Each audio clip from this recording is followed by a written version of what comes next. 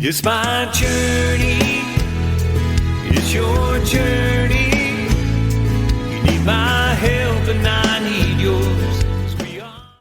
Hello, family. Welcome to Journeys of Faith Super Saints podcast. Brother Joseph Frialdenhoven here at your service. Be sure to look at the description for special information of interest to you. Our Lady of Guadalupe and the new Evangelization, lessons for modern disciples. In a world often distracted by the noise of modernity, there are stories that cut through the clamor, reaching into the deepest parts of our souls with a quiet, unshakable power. One such story is that of Our Lady of Guadalupe, a Marian apparition that unfolded nearly 500 years ago on a humble hill in Mexico, yet continues to resonate with a vibrancy that feels as urgent as ever. This is not just a tale of a miraculous image on a cactus fiber cloak. It's a blueprint for faith, a call to action, and a reminder of the transformative potential of divine encounter. For us at Journeys of Faith, a Catholic nonprofit dedicated to guiding believers deeper into the mysteries of our tradition, the story of Guadalupe is more than history. It's a living invitation to the new evangelization, a mission to rekindle the fire of faith in a world that so desperately needs it. Picture this: December 1531, a time when the wounds of conquest scarred the land and its people. An indigenous peasant, Juan Diego, encounters a vision of a young woman, radiant and tender, speaking as if in his native tongue of Nahuatl. She identifies herself as the ever virgin Holy Mary, Mother of the true God, and her message is one of compassion, unity, and unwavering maternal love. What follows, the miraculous image imprinted on Juan Diego's tilma, the conversion of millions, and the birth of a new spiritual identity for a continent, is nothing short of a divine intervention that reshaped history. But here's the kicker: her mission didn't end in the 16th century. At Journeys of Faith, we believe Our Lady of Guadalupe speaks just as powerfully to us today, offering lessons for modern disciples eager to share the gospel in a skeptical age. Through our decades of ministry, rooted in transformative pilgrimages, best-selling books like This Is My Body, This Is My Blood, Miracles of the Eucharist, and impactful media for EWTN, we've seen how sacred stories like Guadalupe's ignite hearts. Whether you're a layperson seeking deeper devotion, a religious educator shaping young minds, or a family yearning for spiritual connection, her apparition isn't just a relic of the past. It's a roadmap for how we as Catholics can witness to Christ's love in our own time. Join us as we unpack the enduring legacy of Our Lady of Guadalupe, exploring how her message fuels the new evangelization and calls each of us to become bold, faithful disciples in a world hungry for hope. The 1531 Apparitions, God's message for a new world. In the early dawn of December 9th, 1531, on the dusty slopes of Tepeyac Hill near Mexico City, something extraordinary unfolded, a moment that would ripple through history and reshape the spiritual landscape of an entire continent. Juan Diego, a humble Aztec convert to Christianity, encountered a vision that defied the chaos of his world.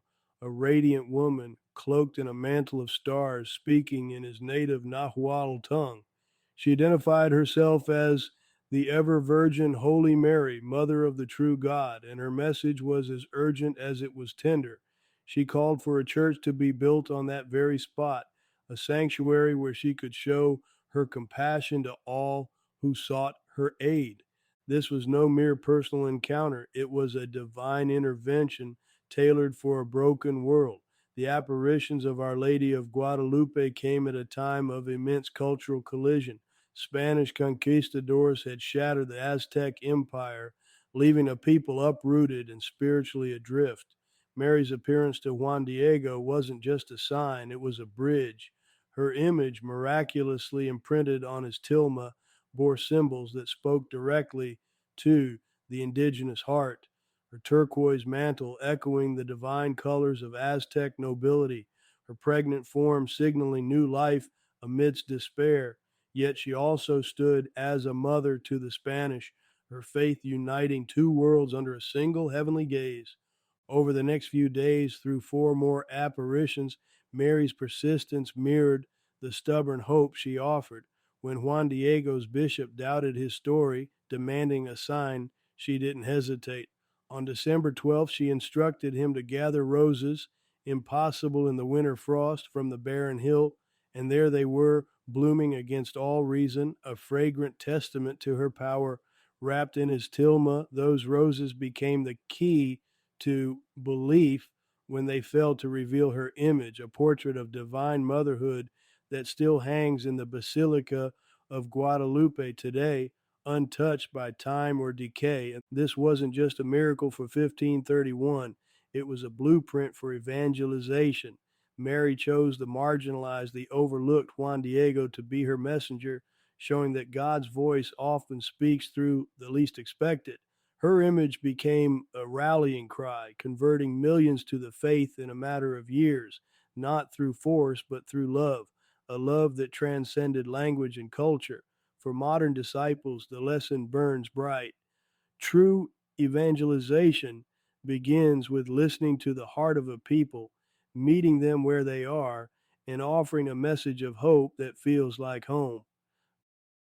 Join us on a journey of faith with Our Lady of Guadalupe. Hey there, fellow seekers of the divine. At Journeys of Faith, we're not just about reading or watching, we're about living the Catholic story. Our Lady of Guadalupe's message of love and evangelization isn't stuck in the past. It's a call to action for you right now. Inspired by her miraculous apparition, we invite you to dive deeper into your faith with us, just as Bob and Penny Lord did when they founded this mission over 4 decades ago. Here's how you can embark on this sacred path. Explore our pilgrimages, walk the holy grounds of Marian shrines and Eucharistic miracle sites.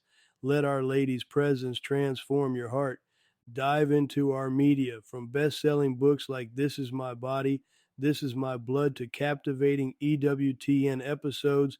Our resources unpack the mysteries of faith.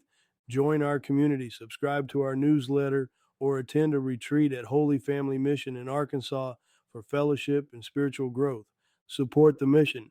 As a 501c3 nonprofit, every contribution helps us spread the gospel through trustworthy Catholic content. Take the leap. Visit Journeys of Faith online and let's journey together toward deeper devotion. Juan Diego's humble yes and its missionary impact.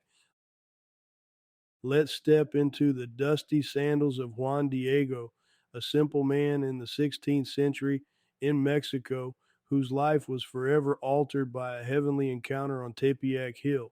Here's a guy who wasn't a priest, wasn't a scholar, wasn't even on the radar of the powerful. He was just an indigenous farmer, a widower living quietly, when Our Lady of Guadalupe chose him as her messenger. Imagine the weight of that moment. Mary, the Mother of God, speaking to him in his native Nahuatl, calling him my little son. That personal touch, that tenderness wasn't just a sweet gesture. It was a radical act of divine strategy. She didn't go to the bishop first. She went to the least likely, the overlooked, and said, I need you. Juan Diego's response, a humble, trembling yes. He didn't argue his unworthiness or demand a sign for himself. He just obeyed, trudging to the bishop's residence with a message that must have sounded absurd. Build a church on a hill because a lady from heaven said so. And when the bishop asked for proof, Juan returned to Mary, not with frustration, but with trust. That's when the miracle of the tilma unfolded. Roses in December, an image of Our Lady imprinted on his cloak, a sign so undeniable it shattered skepticism. But let's not get lost in the spectacle of the image alone. The real power here is in Juan's quiet fidelity. His yes wasn't a one-time deal, it became a lifelong mission. He spent the rest of his days as a caretaker of the shrine, sharing the story of Guadalupe with pilgrims, becoming a living witness to God's love for the lowly. Now zoom out This isn't just a feel good story from 1531. Juan Diego's yes ignited a spiritual wildfire. Within a decade, millions of indigenous Mexicans converted to Christianity, drawn not by force, but by the image of a virgin who looked like them, spoke their language, and honored their dignity through a man like them. This was evangelization at its rawest. Cultural barriers crumbling, hearts opening, all because one man said yes to an impossible call. For us modern disciples, Juan's example cuts deep. Mission isn't reserved for the eloquent or the influential. It starts with the willingness to be used, to carry a message even when you feel unqualified. His story challenges us. What's the Tepeyac hill in your life? Where is God asking you to step up, to speak, to show up, even when the odds seem stacked against you? Our Lady of Guadalupe as patroness of the new evangelization. Let's dive into the heart of why Our Lady of Guadalupe stands as a beacon for the new evangelization, a movement that calls every Catholic to proclaim the gospel anew in a world hungry for meaning. When she appeared to Saint Juan Diego in 1531 on Tepeyac Hill, her mission wasn't just a historical footnote, it was a master class in divine outreach. She didn't speak in lofty theological terms or demand grand cathedrals. Instead, she met Juan Diego where he was, an indigenous peasant overlooked by the powerful, and delivered a message of love and inclusion that shattered cultural barriers. Her image on the tilma, blending Aztec and Christian symbolism, became a visual gospel speaking directly to millions without a single written word. This is evangelization at its rawest and most powerful. Our Lady of Guadalupe didn't just convert individuals, she transformed an entire continent. Within a decade of her apparition, nearly 9 million indigenous people embraced the faith, a staggering testament to her role as a bridge between heaven and earth.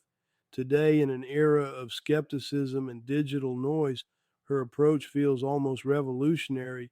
She reminds us that evangelization isn't about preaching from a pedestal, it's about meeting people in their struggles, their language, their culture, and showing them Christ's love through tangible signs of hope. Her title as Patroness of the Americas isn't just honorary, it's a call to action for modern disciples. She challenges us to be creative, to step outside rigid formulas, and to use every tool at our disposal, whether it's art, media, or personal witness, to share the faith. Just as her image on the tilma was a viral phenomenon in the 16th century, we're called to make the gospel go viral now, reaching hearts through authentic connection. Guadalupe teaches us that evangelization begins with listening, with seeing the dignity of every person, and with trusting that God can work miracles through the humblest of messengers. Miraculous roses, signs and wonders for modern skeptic. Let's dive into the heart of the story of Our Lady of Guadalupe, where the impossible blooms. Literally, picture this. It's December 1531, and Juan Diego, a humble indigenous man, stands on a barren hill called Tepeyac, just outside Mexico City. He's been tasked by a mysterious lady, a vision of the Virgin Mary herself, with convincing the local bishop to build a church. Problem is, the bishop isn't buying it. He wants proof. A sign that this isn't just some fanciful tale spun by a peasant. Enter the miraculous roses, and Mary tells Juan to climb the hill and gather flowers. Now, this isn't exactly a garden spot. It's a rocky, desolate place, and it's the dead of winter. Roses in December, you'd have better luck finding Wi-Fi in the desert.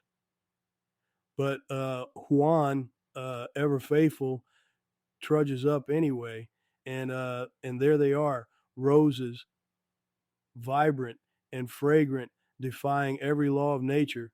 He gathers them in his tilma, a simple cloak, and heads back to the bishop.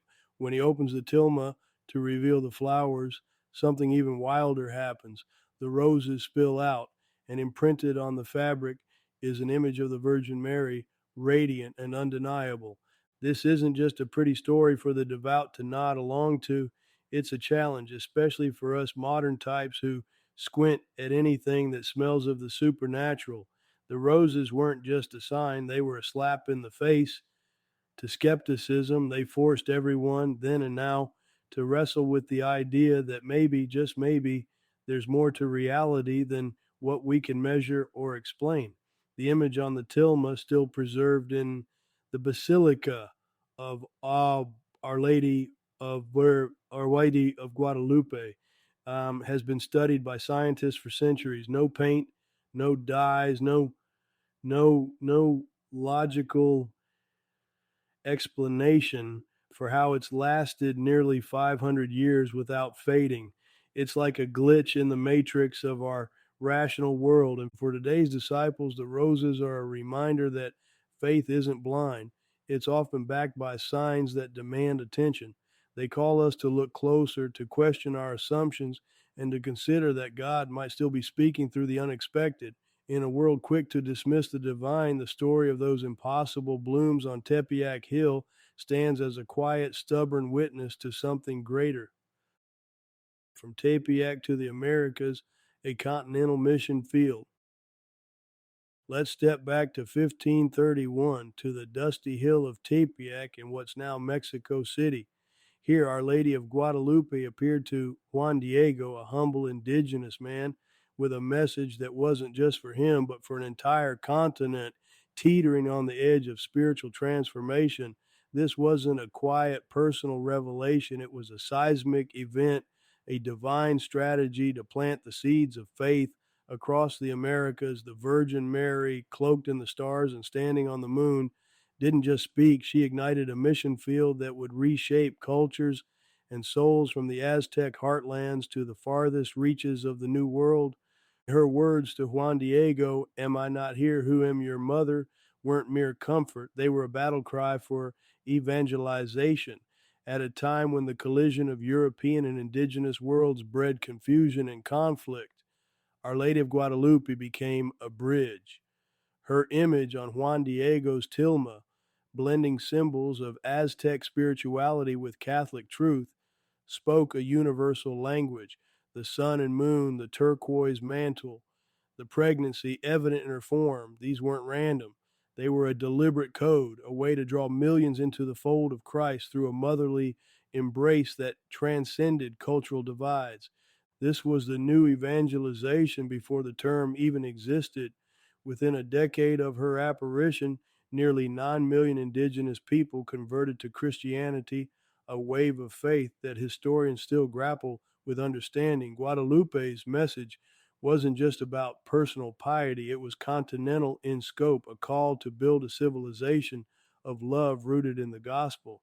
She turned Tepeyac into ground zero for a spiritual revolution where the marginalized found dignity and the gospel found a home in hearts that had never heard it before. For modern disciples, this isn't ancient history, it's a blueprint. The Americas remain a mission field not of untouched lands, but of wounded hearts, secular drift, and cultural fragmentation. Our Lady of Guadalupe challenges us to see beyond our parish walls, to carry her image into the margins, to speak the language of those who feel unseen. Her continental mission didn't end in the 16th century. It's a living call to evangelize with creativity, compassion, and unwavering trust in her intercession. Pro-life witness under Our Lady's mantle. Let's dive into one of the most profound layers of Our Lady of Guadalupe's message, a call to defend life that resonates as fiercely today as it did in 1531. When Our Lady appeared to St. Juan Diego on Tepeyac Hill, she didn't just offer a celestial photo op with her miraculous image on his tilma. She delivered a mission, a spiritual gut punch, revealing herself as the mother of the true God through whom everything lives. That's not just poetry, it's a declaration. She's the protector of life, from the unborn to the marginalized, standing as a shield against the forces of death and despair that plagued the Aztec culture of human sacrifice, and let's be honest, still plague our world in different disguises. Her image itself is a pro life manifesto etched in divine ink. Pregnant with the Christ child, her black sash, a sign of expectant motherhood in Aztec tradition, speaks louder than any placard at a march. She's not just carrying life, she's exalting it, surrounded by the sun and standing on the moon, a cosmic reminder that God's design for humanity triumphs over darkness. For modern disciples, this isn't abstract theology, it's a call to action. Our Lady's mantle, that star studded cloak, isn't just a pretty detail, it's an invitation to shelter the vulnerable, to wrap the unborn, the poor, and the forgotten in the same fierce love she extends. Think about the context of her apparition. Post conquest Mexico was a battlefield of cultural and spiritual upheaval. Millions of indigenous lives were at stake, caught between colonial exploitation and the shadow of their own brutal past. Our Lady didn't sidestep the mess, she stepped into it, speaking in Nahuatl, using symbols her people understood, and offering a vision of life rooted in God's mercy. Today, as we grapple with a culture often indifferent to the sanctity of life, whether through abortion, euthanasia, or systemic neglect, her example demands we get our hands dirty too.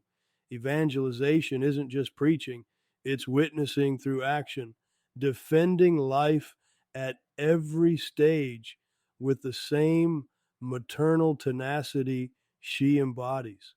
Her words to Juan Diego, "Am I not here, I who am your mother," aren't a one time comfort. They're a perpetual challenge.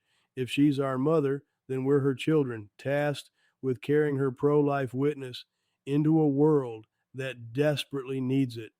Whether it's praying outside clinics, supporting crisis pregnancy centers, or simply living out a radical respect for every human soul, Our Lady of Guadalupe shows us that the new evangelization starts with saying yes to life, just as she did. A call to journey with Our Lady. As we reflect on the profound story of Our Lady of Guadalupe and her role in the new evangelization, we're reminded that faith isn't just a private affair, it's a shared mission, a call to action that echoes across centuries. Her appearance to St. Juan Diego wasn't just a miracle, it was a blueprint for how we, as modern disciples, can carry the gospel into a world hungry for hope. At Journeys of Faith, we've seen firsthand how pilgrimage to sacred sites like the Basilica of Guadalupe can ignite that fire of evangelization in hearts. Her image on the tilma isn't just a relic, it's a living invitation to witness Christ's love through our lives. Let her story inspire you to step out, to share your faith with courage, just as she did through a humble peasant, whether through joining us on a transformative pilgrimage, diving into our books on Marian apparitions, or engaging with our media at Journeys of Faith. There's a path for every believer to deepen their devotion. Together, let's heed Our Lady's call, building bridges of faith, one journey at a time, rooted in the unshakable truth of Catholic tradition. Frequently asked questions about Our Lady of Guadalupe. Who is Our Lady of Guadalupe? Our Lady of Guadalupe is a title given to the Blessed Virgin Mary following her apparitions to a humble Mexican peasant, Juan Diego, in 1531 on Tepeyac Hill near Mexico City. Revered as a powerful intercessor and a symbol of maternal love, she is deeply embedded in Catholic tradition as a figure of hope and unity. Her image, miraculously imprinted on Juan Diego's tilma, has inspired millions, drawing believers into a deeper relationship with Christ. At Journeys of Faith, we celebrate her story as a cornerstone of Marian devotion, guiding pilgrims and faithful hearts to encounter her transformative grace through our resources and pilgrimages. What is the historical significance of Our Lady of Guadalupe? The apparition of Our Lady of Guadalupe in 1531 came at a pivotal moment, just a decade after the Spanish conquest of the Aztec Empire. Amid cultural upheaval and spiritual uncertainty, her appearance bridged the divide between indigenous peoples and European settlers, offering a message of compassion that transcended language and heritage. Her image, blending elements of both worlds, became a catalyst for one of the largest mass conversions in history, with millions embracing Christianity in the Americas. Her enduring legacy as a unifying force continues to resonate, and Journeys of Faith is committed to sharing this history through our educational media and sacred pilgrimages. How did the apparition of Our Lady of Guadalupe influence evangelization in the Americas? The apparition of Our Lady of Guadalupe was a turning point for evangelization in the New World.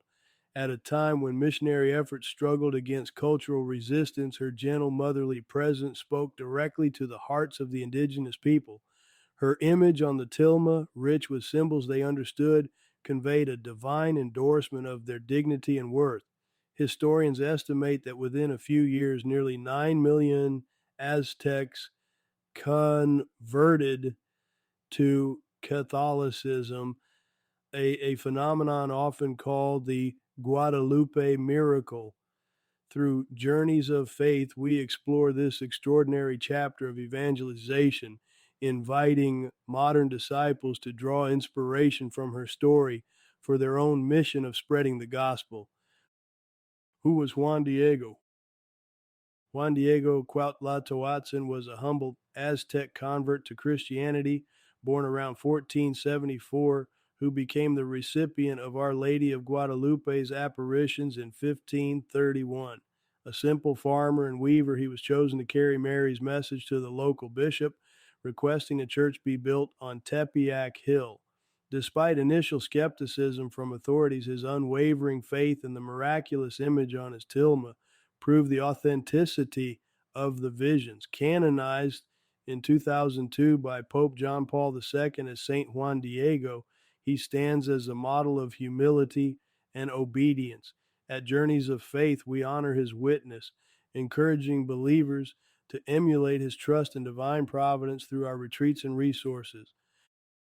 What is the symbolism of Our Lady's image on the tilma?